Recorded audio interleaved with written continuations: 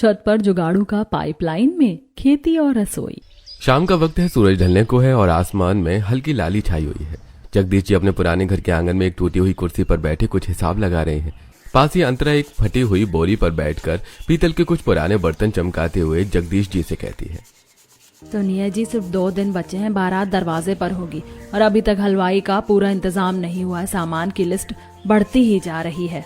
अंतरा, जितना बन पड़ा किया है, पर मन घबरा रहा है। शहर के लोग हैं, पैसा है, पता नहीं हमारी बेटी वहाँ खुद को ढाल पाएगी या नहीं। अरे आप क्यों इतना सोच रहे हैं जी? हमारी राधा तो हीरा है, अगर उसे मिट्टी में भी डाल दिया जाए तो सोना बना दे। चिंता तो बस एक बात की ही है कि हम उसे खाली हाथ विदा कर रहे हैं। तभी अंदर के कमरे से राधा बाहर आती है। उसके हाथों में मेहंदी लगी है, लेकिन वो अभी घर के कामों में हाथ बटाने की कोशिश कर रही है। बाहर अपने मम्मी पापा की बातें सुनकर उसने कहा, आप दोनों फिर वही बातें लेकर बैठ गए। आपने मुझे पढ़ाया लिखाया, इस काबिल बनाया कि मैं सही और गलत की पहचान कर सकूं। क्या ये किसी दहेज से कम है? और आप फिक्र मत कीजिए, मैं वहां जाकर आपकी नाक कभी नीचे नहीं होने दूंगी। अरे तुम बाहर कब आई बेटा? हमें पता है कि तुम बहुत समझदार हो राधा बेटा, लेकिन शादी के बाद जिंदगी बदल जाती है। कुछ लड़कियों को अच्छा ससुराल मिल जाता है तो कुछ को इतना बुरा कि रोज उन्हें दहेज ना लाने के ऊपर ताने सुनाता है, परेशान करता है। अरे अंतरा, तुम क्यों इतना सोच रही हो? सब कुछ अच्छा ही होगा, और अगर कुछ गड़बड़ भी हुई तो हमारी बेटी बहुत समझदार है, होनहार है। वो हर मुश्किल का सामना डट कर लेगी। बात करते करते जगदीश जी उठे और आंगन के कोने में पड़े पीवीसी पाइप को उठाकर रखने लगे। पापा, ये पुरानी पाइप इतने प्यार से क्यों रख रहे हो? बेटा, कोई भी चीज फालतू नहीं होती, वक्त आने पर हर चीज काम आती है। पापा की बातें तो कभी कभी मुझे समझ में ही नहीं आती। वहीं दूसरी तरफ शादी की तैयारियों के बीच निशा सोफे पर बैठी है। पास ही जया और राधिका मैगजीन पढ़ते हुए गप्पे मार रही हैं। मम्मी, ये कूलर कितना शोर कर रहा है। कम से कम शादी वाले दिन तो नया एसी लगवा लेते। कल जब वो गांव वाली राधा यहाँ आएगी तो उसे लगेगा हम लोग भी उसी की तरह पुराने जमाने के हैं। अरे हाँ, और एसी का बिल क्या तेरे ससुराल वाले भरेंगे? और वैसे भी उस राधा के घर में तो पंखा भी ठीक से नहीं चलता होगा, उसके लिए तो ये कूलर ही ताजमहल है। तभी अथर्व अपने ऑफिस का पुराना बैग लिए घर में आता है। लो आ गए हमारे साहबजादे। अथर्व भाई साहब, आज फिर ओवर टाइम नहीं मिला क्या? सुना है राधा के घर वाले पूछ रहे थे कि दामाद जी की सैलरी कितनी बढ़ी है। अरे राधिका, सैलरी क्या बढ़ेगी? इनकी तो चप्पलें घिस जाती हैं बस ऑफिस के चक्कर काटते काटते। वैसे मम्मी, आपने भी क्या सोचकर ये रिश्ता तय किया? हमारे लेवल की तो देखती। अरे चुप करो, तुम लोग क्या जानो ये अथर्व कौन सा कलेक्टर है जो मुझे कोई खानदानी बहू मिलती। 15-20 हजार की नौकरी में ऐसे ही फ्री की बहू आती है, ना कोई मांग ना कोई नखरा। कम से कम घर का सारा काम तो निपटाएगी। अथर्व बिना कुछ कहे सिर झुकाकर अपने कमरे की तरफ बढ़ जाता है। पीछे औरतें खिलखिलाकर हंस रही हैं। बरामदे में बैठे अरविंद जी और उनके दोनों बड़े बेटे अर्जुन और अनंत हंसी की आवाज सुनकर अंदर आते हैं। ये क्या तुम सब लोग बैठकर यहाँ पर हंसी मजाक कर ही रहे हो? अरे कल घर में शादी है। आखिर इतनी हंसी किस बात की? अरे कुछ नहीं, बस। जया बोल ही रही थी कि तभी बीच में अनंत बोला, बस क्या, कल शादी और यहाँ मजलिस सज रही है। अर्जुन, अनंत, बस इतना गुस्सा मत करो, और तुम लोग भी उठकर थोड़ा घर के कामकाज देख लो। अगले दिन अरविंद जी अपने बेटे अथर्व की बारात को लेकर जगदीश जी के दरवाजे पर पहुंचे। जगदीश जी ने हाथ जोड़कर अरविंद जी का स्वागत किया। अंतरा थाली लेकर आई, आरती उतारी। तभी आशा अरविंद जी के कान के पास जाकर कुछ कहती है। ये ऊपर वाले, कैसा इलाका है? यहाँ तो ठीक से सांस लेना भी मुश्किल है। अरविंद जी जल्दी निपटाओ ये सब, मुझे एक पल यहाँ चैन नहीं पड़ रहा। देख रही हो राधिका, स्वागत के नाम पर सिर्फ गेंदे के फूल और चीनी वाला शरबत। लगता है हमारी देवरानी फूंक मारते ही उड़ जाएगी, इतना सूखा खानदान है इनका। अंदर पंडाल के नीचे फेरे शुरू हुए। मंत्रों की गूंज में राधा और अथर्व बैठे हुए कुछ सोच रहे हैं। राधा, तुम इस घर की कड़वाहट से अनजान हो। काश मैं तुम्हें खुशियां दे पाता। मेरे पापा और मम्मी कितने परेशान हैं आज मेरे लिए। विदाई का वक्त आया। जगदीश जी कांपते हाथों से राधा का हाथ अथर्व को थमाया। बेटा, बहुत ध्यान रखना मेरी बेटी का, और राधा तुम भी अथर्व का साथ देना, चाहे समय अच्छा हो या बुरा। आपकी सीख ही मेरा असली दहेज है पापा। विदा होकर राधा अपने ससुराल आ गई थी। आशा जी आरती की थाल लिए हुए कहती हैं, लो आ गई हमारे घर की लक्ष्मी। पैर जरा संभाल कर रखना राधा, ये शहर का पक्का फर्श है, तुम्हारे गांव की कच्ची मिट्टी नहीं है। तभी जया राधा के साथ आए 2 पुराने संदूक और एक झोले को घूरते हुए कहती हैं, अरे मम्मी ये क्या, बस यही सामान आया? मैंने तो सोचा था कम से कम एक गाड़ी भर के तो कुछ होगा। यहाँ तो टेम्पो का खर्चा भी बच गया। जया भाभी, आपने ज्यादा ही उम्मीद लगा ली थी। यहाँ तो हमारी उम्मीद से भी ज्यादा गरीब निकली। राधा, तुम्हारी सुंदरता तुम्हारी गरीबी को तो नहीं छुपा सकती ना। राधा अपना सिर झुकाए चुपचाप वहीं खड़ी थी। उतने में अथर्व कहता है, मम्मी आप बस भी कीजिए, उसे अंदर तो आने दीजिए। वैसे भी हमें पता था कि उनकी हालत कैसी है। अरे ये क्या, पत्नी के साथ साथ मुंह में जुबान भी आ गई। आज से पहले तो कभी इस तरह जवाब नहीं दिया। पत्नी के आते ही भूल गए बड़ों से कैसे बात करते हैं। औरतें बात कर ही रही थी कि तभी अंदर से अनंत आया। उसने यहाँ होने वाली किसी भी बात को सुना नहीं था। अरे इतनी थकान भरी दिन के बाद भी आप लोग अभी तक यहाँ बैठे हुए हैं। अरे नई नवेली दुल्हन भी बैठी है, मुझे लगता है आप सभी लोगों को सो जाना चाहिए। ये वो शादी नहीं थी जिससे नई बहू के नखरे उठाए जाते। कोई स्वागत नहीं, कोई रस्म नहीं। सभी औरतें उठकर अपने अपने कमरों में चली गईं। अथर्व चुपचाप राधा को कमरे तक लेकर गया। कमरे में अथर्व राधा से कहता है, राधा जो देखा आज समझ गई होगी। मम्मी और भाभियों की तरफ से सॉरी। कोई बात नहीं। इतनी इंसल्ट होने के बाद भी कितनी आसानी से कह दिया कोई बात नहीं। ससुराल की पहली सुबह राधा जल्दी तैयार होकर रसोई में आ गई। जया राधा को देखते ही राधिका से कहती है, देखो पहले ही दिन किचन में आ गई। गांव का तरीका है, काम करो बस। आओ आओ राधा, रुक क्यों गई? लेकिन थोड़ा ख्याल रखना, ये तुम्हारा गांव वाला चूल्हा नहीं है, ये शहर का फुल्ली फर्निश्ड किचन है। तभी निशा किचन में आई और सब्जी की टोकरी आगे करते हुए कहती है, भाभी आज ही सब्जियां बनानी है। मुझे तो नहीं लगता आपने इससे पहले ऐसी सब्जियां देखी भी होंगी। राधा टोकरी उठाकर सब्जी देखने लगती है। तभी उसकी नजर एक सब्जी पर जाती है। माँ जी, ये सब्जी थोड़ी बासी लग रही है। बासी? अरे भाभी, तुमने पहले कभी ताजी सब्जी देखी भी है? हमारे घर में तो रोज ताजी सब्जी आती है। मेरी बहुएं बाजार से सबसे अच्छी सब्जी खरीदती हैं। हाँ, गांव में तो जो मिला वही खा लो, यहाँ शहर है। ताजी सब्जी देखी भी है, उगाई भी है, और बासी सब्जी पहचानना भी आता है। राधा ने चुपचाप काम शुरू किया। बासी सब्जी को अच्छे से साफ किया, मसाले ठीक से डाले और खाना तैयार हो गया। डाइनिंग टेबल पर बैठकर पहला निवाला खाने के बाद अरविंद जी ने कहा, बहुत अच्छा बना है। पापा सही कह रहे हैं। जया और राधिका एक दूसरे को देखती हैं, कुछ नहीं बोलती। निशा चुपचाप नाश्ता कर रही है।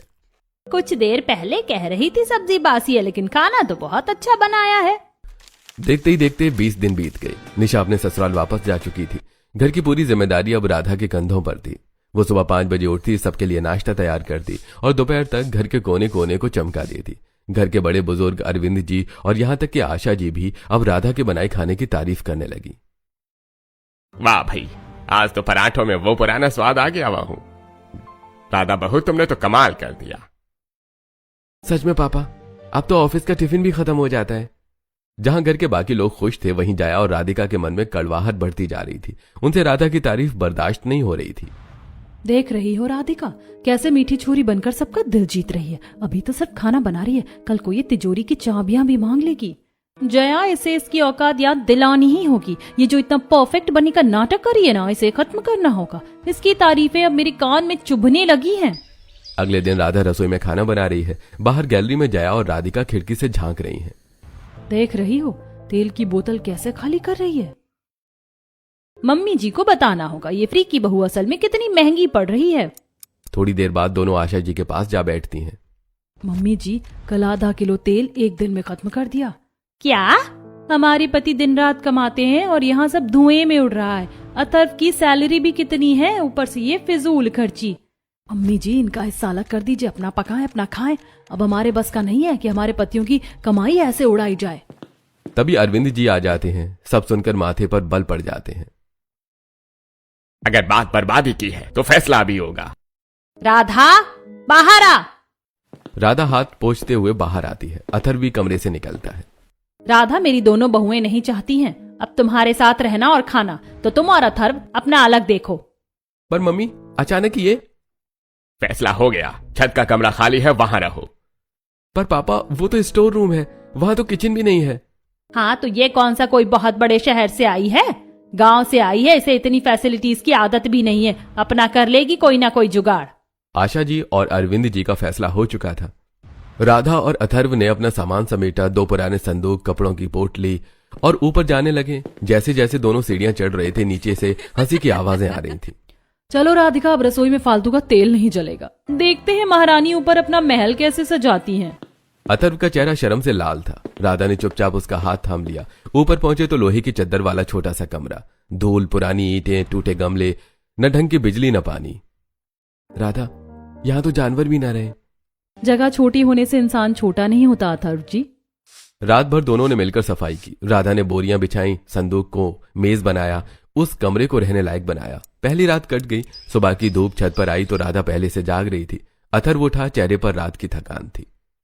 राधा, आज बाजार से सब्जी लानी होगी। घर का चूल्हा अलग हो गया है, अब सब अपना देखना है। राधा बाहर चाय बना रही थी। गैस सिलेंडर उन्हें मिला था। हाँ, कितना बजट है? 200 रुपए। ठीक है, चलिए। दोनों बाजार पहुंचे। सब्जी के भाव सुनकर अथर्व के तो मानो होश ही उड़ गए। टमाटर 60 रुपए किलो, धनिया 20 का। अरे नहीं हो क्या बाजार में? भाव तो और बढ़ेंगे, अभी तो शुरुआत है। 200 में क्या क्या आएगा? अथर्व जी, आज बस जरूरी सब्जी लेते हैं। दोनों जरूरत की ही सब्जी लेकर घर वापस लौटे। एक दिन बीता, 2 दिन बीते। रोज सुबह अथर्व बाजार से सब्जी लाता, राधा हिसाब लगाती। 200 रुपए में घर चलाना आसान नहीं था। आज टमाटर 65 का था, धनिया अलग से। अथर्व सब्जी रखकर हाथ धो रहा था, तभी नीचे से आवाजें आईं। राधिका, सुना, आज भी बाजार से सब्जी आई है। अभी तक तो भाई के पैसों में पल रहे थे, अब अपनी गृहस्थी चला रहे हैं। हाँ, 15,000 की सैलरी में। देखते हैं कितने दिन चलता है। गांव की लड़की है, क्या ही कर पाएगी, देखते हैं। ऊपर राधा ने सब सुना। अथर्व का चेहरा शर्म से लाल हो गया। राधा, सॉरी, मेरी वजह से। कोई बात नहीं अथर्व जी, जवाब बातों से नहीं काम से देंगे। अब बहुत हो गया, कुछ करना होगा। उस शाम राधा कमरे में सामान ठीक कर रही थी। स्टोर रूम का एक कोना अभी भी कबाड़ से भरा पड़ा था। पुरानी ईंटें, टूटे बर्तन और एक कोने में धूल भरे पीवीसी पाइप। राधा की नजर रुकी। ये पाइप पापा ने कहा था। कोई चीज फालतू नहीं होती बेटा, वक्त आने पर हर चीज काम आती है। पाइप, मिट्टी, बीज, रोज बाजार क्यों जाएं जब छत पर ही उगा ले। रात में जब अथर्व आया तो राधा ने अथर्व को पाइप दिखाते हुए कहा, अथर्व जी, इन पाइपों में मिट्टी भरकर सब्जी उगा सकते, रोज का बाजार का खर्चा बचेगा। आसान नहीं होगा राधा। मुश्किल भी नहीं है, बस आप मेरा साथ देना, बाकी मैं खुद करूंगी। ठीक है। अगली सुबह राधा सुबह से पाइप साफ कर रही है। चिंटू नीचे से टपका। दीदी, क्या हो रहा है?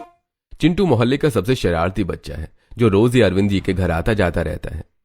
चिंटू, सब्जी लगानी है, मिट्टी चाहिए, आरती आंटी के पीछे से लाओगे? अभी लाया दीदी, मेरे लिए तो बहुत आसान काम है। चिंटू 15 मिनट में 2 बाल्टी मिट्टी लेकर हाँफते हुए आया। दीदी, इतनी भारी मिट्टी है, टमाटर तो जरूर देना। पूरे 2। आरती आंटी दीवार के ऊपर से झांक रही हैं। बाबू, ये क्या कर रही हो? आंटी पाइप में खेती, टमाटर, धनिया, पालक, मेथी लगाने का सोच रही हूँ। वाह, सुनो, मेरे पास पुराने बीज हैं और ये थोड़े पाइप्स भी हैं। आरती आंटी ने अपनी छत से बीज और पाइप्स दिए। दीदी, आंटी तो पूरी दुकान बेच रही है। बेटा, हिम्मत वाली बहू का साथ देना बनता है। राधा ने पाइपों को कतार में जमाया। हर पाइप में ऊपर से गोल छेद, उनमें मिट्टी भरी। चिंटू मिट्टी ठूंसता रहा, अथर्व पाइप पकड़ता रहा। दीदी, इसमें क्या उगेगा? इसमें पालक, इसमें मेथी, इसमें धनिया और इस बड़ी पाइप में टमाटर। दीदी, आलू भी लगाओ। आलू जमीन में उगता है चिंटू। तो क्या हुआ, मिट्टी तो है। अरे, इसकी बात मान लो राधा। 2 दिन बाद जया और राधिका ऊपर आई मजा लेने, पर छत पर पहुंचकर दोनों रुक गईं। पाइपों की कतार लगी थी, मिट्टी भरी थी। दोनों ने देखा और सीधे आशा जी को बुला लाई। माँ जी देखिए, पूरी छत खोद डाली, मिट्टी फैली है, पाइप पड़े हैं, ये क्या बना रखा है? यही होता है जब गांव की लड़की शहर में ले आओ। राधा, ये क्या तमाशा है? मेरी साफ छत का ये हाल कर दिया। माँ जी, साफ रखा है, कोई गंदगी नहीं है, बस पाइप में कुछ सब्जी उगाई है। घर में कौन खेती करता है? और मेरे घर में ये सब नहीं चलेगा। मम्मी प्लीज, आपने हमें छत पर भेजा है तो कम से कम छत पर कुछ कर लेने दीजिए। थोड़ी सब्जी लगाइए, हमारी मदद होगी। ठीक है, लेकिन छत पर कोई भी गंदगी नहीं होनी चाहिए। और हाँ, तुम्हारी खेती किसानी के लिए पानी नहीं दूंगी मैं। अरे, आखिर बिल भी तो लगता है। इतना कहकर सभी लोग नीचे चले जाते हैं। राधा छत पर अकेली बैठी है। पाइप सामने है, मिट्टी तैयार है, पर पानी नहीं। तभी बगल की दीवार से आवाज आई। बहू, क्या हुआ, इतनी परेशान क्यों? आंटी, माँ ने मना कर दिया, खेती के लिए पानी नहीं देंगी। बस इतनी सी बात, हमारी छतें तो जुड़ी हुई है, मेरी टंकी से पाइप खींच लो, जितना पानी चाहिए ले लेना। आंटी सच में? अरे बेटा, पड़ोसी काम नहीं आए तो क्या फायदा, रुको अभी पाइप लाती हूँ। 5 मिनट में आरती आंटी ने दीवार के ऊपर से एक पतला पाइप बढ़ा दिया। लो इससे सीधे सिंचाई करो। आंटी शुक्रिया। शुक्रिया मत करो, जब टमाटर उगे तो 1 किलो मुझे देना। पापा सही कहते थे, कोई चीज फालतू नहीं होती। अब रोज सुबह उठो, पाइपों में पानी दो। आरती आंटी के पाइप से सीधी सिंचाई होती। राधा हर पाइप के पास रुकती, देखती और मुस्कुराती। आज पालक थोड़ा और बढ़ा। चिंटू रोज आने लगा था, आज भी आया सीधे पाइपों के पास। दीदी टमाटर कब आएगा? 3 हफ्ते और। 3 हफ्ते? दीदी मैं बूढ़ा हो जाऊंगा। तब तक धनिया सूंघते रहो। दीदी इसमें पानी कैसे जाता है अंदर? देखो, ऊपर से डालो, नीचे छेद से निकलता है, जड़ें बीच में पानी सोख लेती हैं। दीदी तुम तो साइंटिस्ट हो। नहीं, बस जुगाड़ू हूँ। एक दिन राधा ने छत के एक कोने में 2 ईंटें रखी, ऊपर एक बड़े पत्थर का टुकड़ा, उसके ऊपर गैस। ये क्या बना रही हो? किचन। छत पर किचन? नीचे रसोई उनकी, ऊपर रसोई हमारी। जब सब्जी उगेगी यहीं बनेगी, ताजी तोड़ो ताजी पकाओ।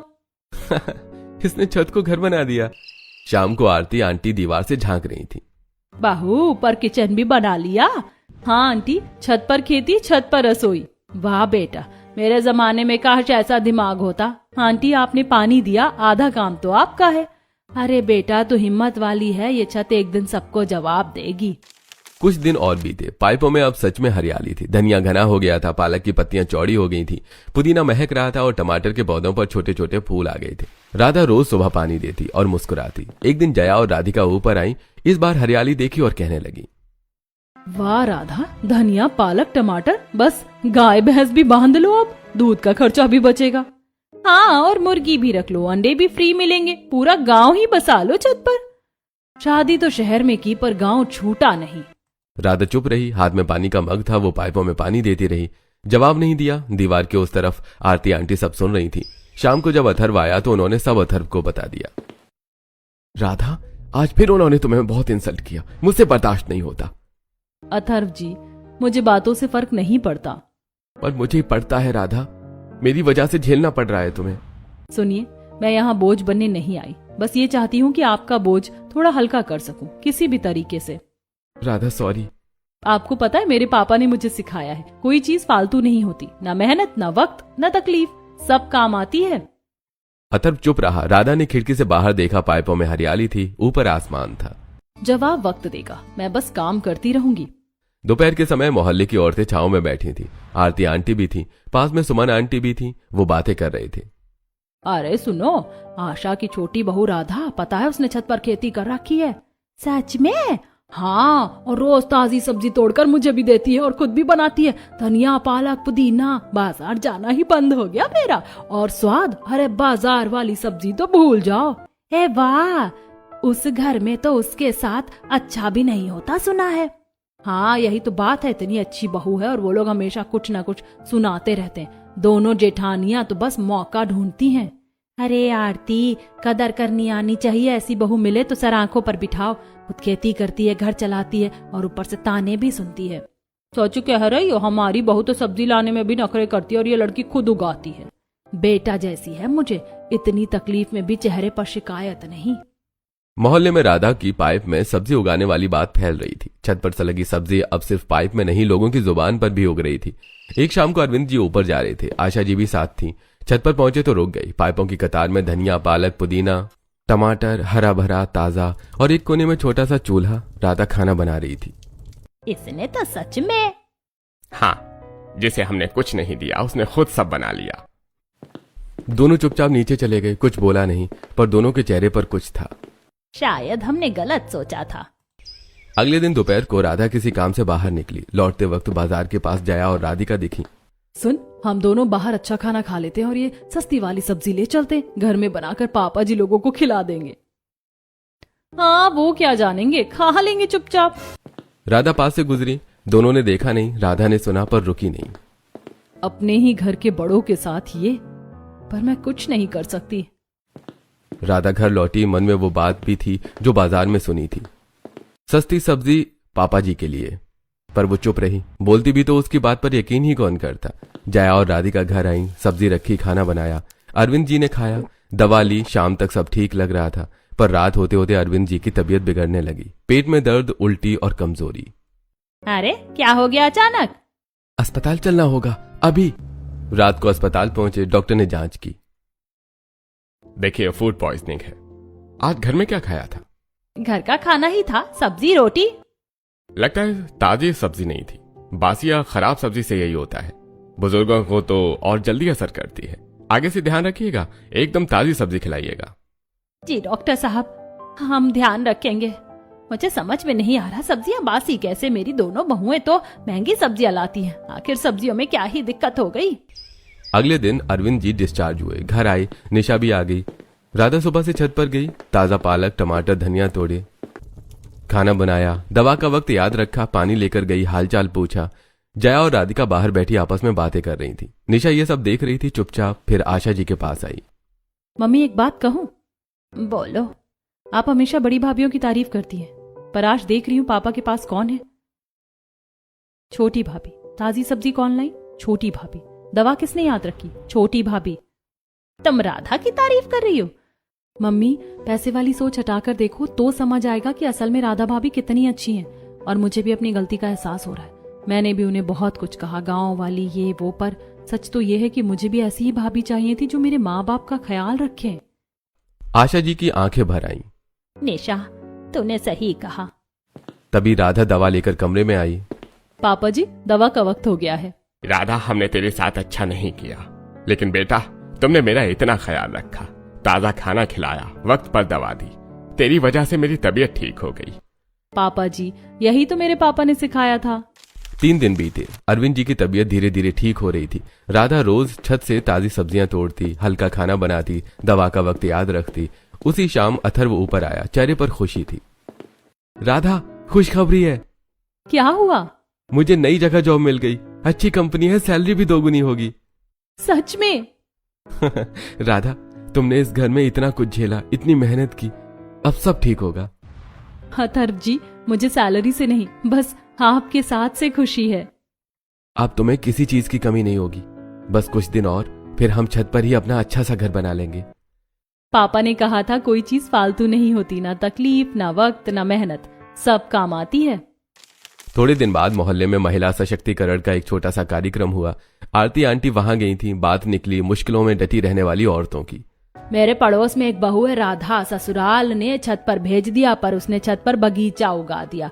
पाइप में सब्जी, छत पर रसोई, बिना किसी से मांगे, बिना किसी से लड़े, और अपनी लगाई हुई सब्जी से लोगों की मदद भी करती है। जिसको जरूरत होती है उन्हें ताजी सब्जियां देती है। जो पैसे दे पाते थे वो देते, जो ना दे पाए उससे वो पैसे मांगती भी नहीं है। कार्यक्रम वाले चौंके। राधा को बुलाया गया। राधा वहां पहुंची। राधा जी, आप जैसी औरतें ही असली मिसाल हैं। मुश्किल में टूटना नहीं, जुगाड़ करना, यही सीख चाहिए हर औरत को। मेरे पापा ने सिखाया था, कोई चीज फालतू नहीं होती, बस नजरिया चाहिए।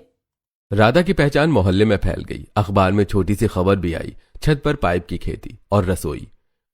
उधर घर में अर्जुन और अनंत की तनख्वाह कम पड़ने लगी थी। महंगाई बढ़ी। जया और राधिका की फिजूल खर्ची जारी थी। घर में रोज लड़ाई होने लगी। एक दिन बात बड़ी तो सब्जी वाला राज भी खुल गया। जया, उस दिन पापा को क्या खिलाया था? घर का खाना। बाजार से सस्ती बासी सब्जी लाई थी और खुद का बाहर खाना खाया। पापा अस्पताल गए उसी वजह से। मैंने उस सब्जी वाले से पूछा जहां तुम लोग जाती हो। दोनों चुप हो गईं। आशा जी भी सुन रही थी। इस घर में अब ये नहीं चलेगा। अगर रहना है तो राधा की तरह रहो, नहीं तो निकल जाओ इस घर से। उस रात आशा और अरविंद जी छत पर गए। राधा ने अपना छोटा सा घर सजा लिया था। पाइपों में हरियाली, छोटी सी रसोई, साफ सुथरा कमरा। बेटा, हमने तुम्हारे साथ बहुत गलत किया, हमें माफ कर दो। बेटा नीचे चलो, ये घर तुम्हारा है। माँ जी, मैं आपका पूरा ख्याल रखूंगी हमेशा, पर नीचे नहीं जाऊंगी। क्यों बेटा? क्योंकि मुझे मेरी असली पहचान यहीं मिली, अकेले रहकर, खुद से लड़कर। ये छत मेरी ताकत है। अब सब अच्छा हो गया है तो मैं इस छत को, अपनी लगाई हुई सब्जियों को छोड़कर नीचे नहीं जाऊंगी। जया और राधिका भी ऊपर आई, पहली बार बिना तंज के। राधा, हमने बहुत गलत किया, आप माफ कर दो। हम शर्मिंदा हैं। माफी की जरूरत नहीं, बस आगे से पापा जी को ताजी सब्जी खिलाना, ऊपर से तोड़ लेना।